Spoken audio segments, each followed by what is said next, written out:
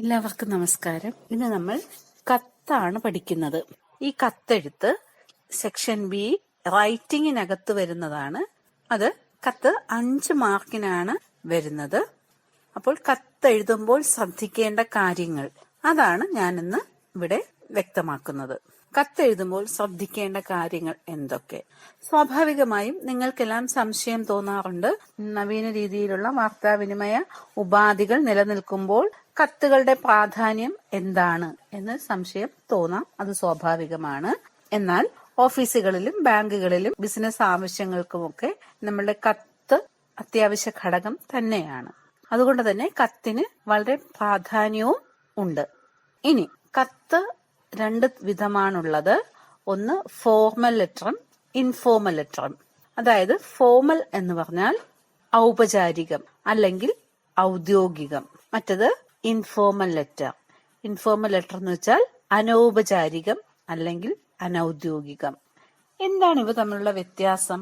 ഔപചാരികം എന്ന് വെച്ചാൽ നമ്മൾ ഓഫീസ് സംബന്ധമായ ഒഫീഷ്യൽ ലെറ്റർ അല്ലെ, ഓഫീസ് സംബന്ധമായ കാര്യങ്ങൾക്കാണ് ഔപചാരിക കത്ത് അല്ലെങ്കിൽ ഒഫീഷ്യൽ ലെറ്റർ നമ്മൾ എഴുതുന്നത്. അതേസമയം ഇൻഫോർമൽ ലെറ്റർ ആണെങ്കിൽ, അതായത് അനൗപചാരികം അല്ലെങ്കിൽ അനൗദ്യോഗികം, ഈ കത്തെഴുതുന്നത് നമ്മൾ കൂട്ടുകാർക്കോ ബന്ധുക്കൾക്കോ ഒക്കെ ആയിരിക്കും. രണ്ടിനും 2 തരം ഫോർമാറ്റാണ് ഉപയോഗിക്കുന്നത്.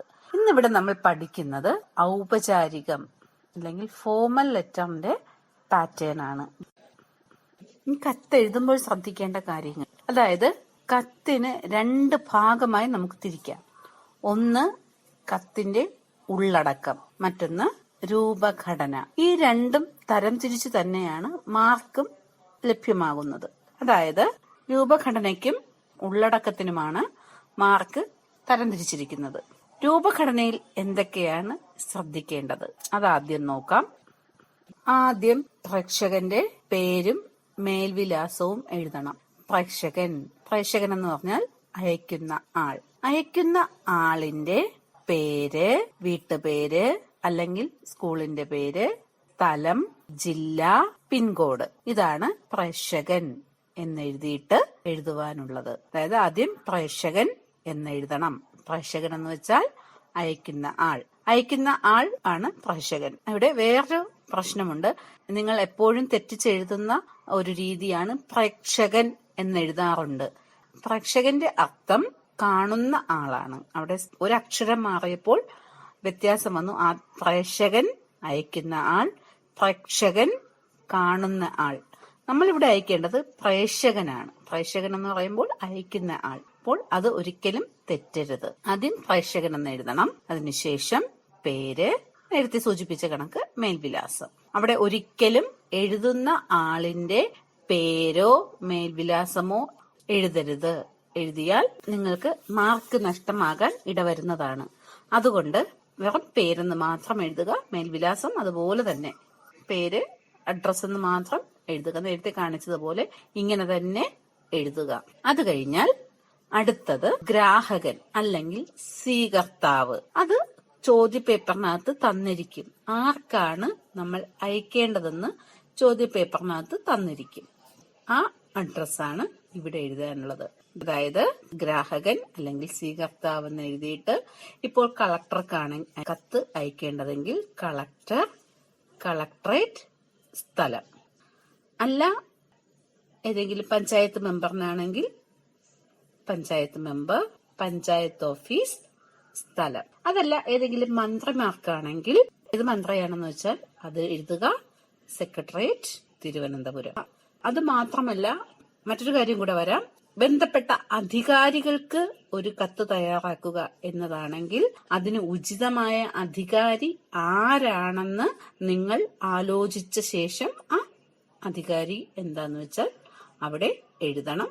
മേൽവിലാസവും എഴുതണം. ഇപ്പോൾ ഒരു ഉദാഹരണം പറഞ്ഞാൽ, നിങ്ങൾ നേരിടുന്ന മാലിന്യ പ്രശ്നത്തെപ്പറ്റി ബന്ധപ്പെട്ട അധികാരികൾക്ക് ഒരു കത്തെഴുതുക എന്ന് പറഞ്ഞാൽ നിങ്ങൾക്ക് മേയർക്ക് എഴുതാം അല്ലെങ്കിൽ കളക്ടർക്ക് എഴുതാം. അത് ആരാണോ ഉചിതമായത് ആ ആളെ അവിടെ എഴുതണം. ഒപ്പം ആളുടെ മേൽവിലാസവും എഴുതിയിരിക്കണം. ഇനി മറ്റൊരു ചോദ്യം വരാം. ഏതെങ്കിലും ഒരു പത്രത്തിന്റെ പത്രാധിപർക്ക് കത്തെഴുതുക എന്നാണ് ചോദ്യമെങ്കിലോ?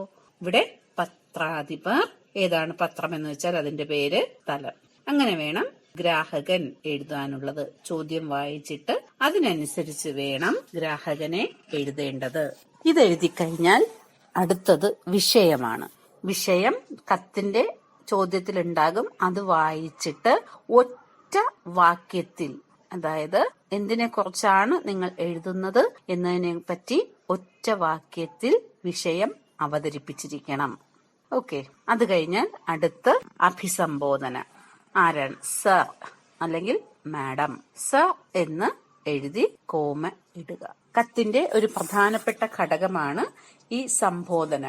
അത് കഴിഞ്ഞാൽ അടുത്തത് ഉള്ളടക്കം. അതായത് ഉള്ളടക്കം ഏറ്റവും കുറച്ച് വാക്യങ്ങളിൽ കൂടുതൽ കാര്യങ്ങൾ അടുക്കും ചിട്ടയുമായി ഖണ്ഡിക തിരിച്ച് എഴുതണം.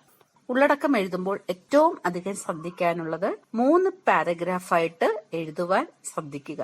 ആദ്യത്തെ പാരഗ്രാഫ് എന്ന് പറയുന്നത് ഇൻട്രൊഡക്ഷൻ അല്ലെങ്കിൽ ആമുഖം, രണ്ടാമത്തത് അവതരിപ്പിക്കാൻ ഉദ്ദേശിക്കുന്ന വിഷയം, മൂന്നാമത്തത് കൺക്ലൂഷൻ അതായത് ഉപസംഹാരം.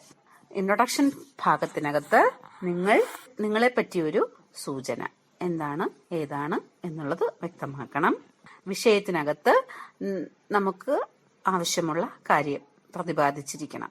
അതിന് എന്താണെന്നുള്ള വ്യക്തമായ വിഷയ അവതരണം ഈ ഭാഗത്ത് നടത്തിയിരിക്കണം. അടുത്തത് കൺക്ലൂഷൻ.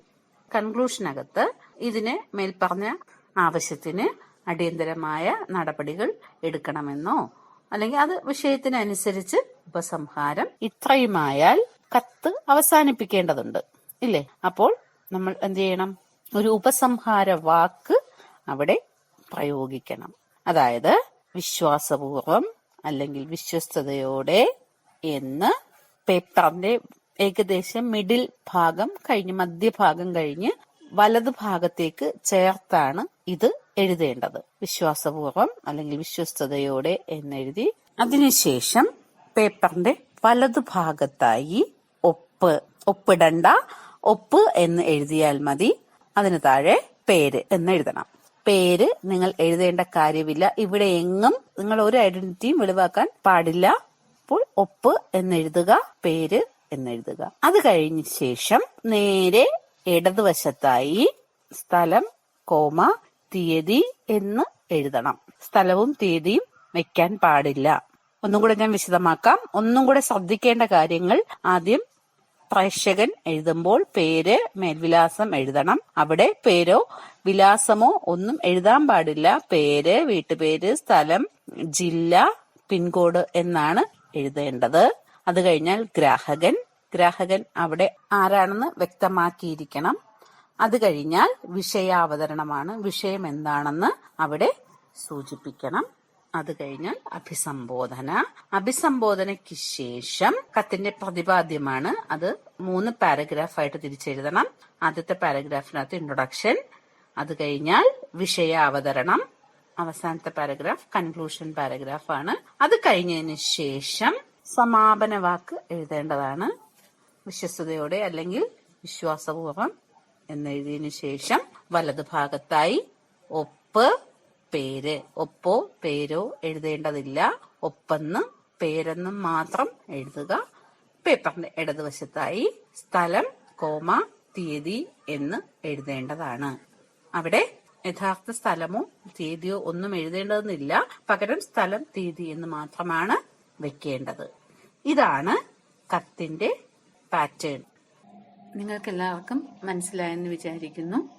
കത്തിന്റെ 1-2 ഉദാഹരണം നോട്ടിൽ തരുന്നതായിരിക്കും. ഇതോടെ ഇന്നത്തെ ക്ലാസ് കഴിഞ്ഞു. നന്ദി.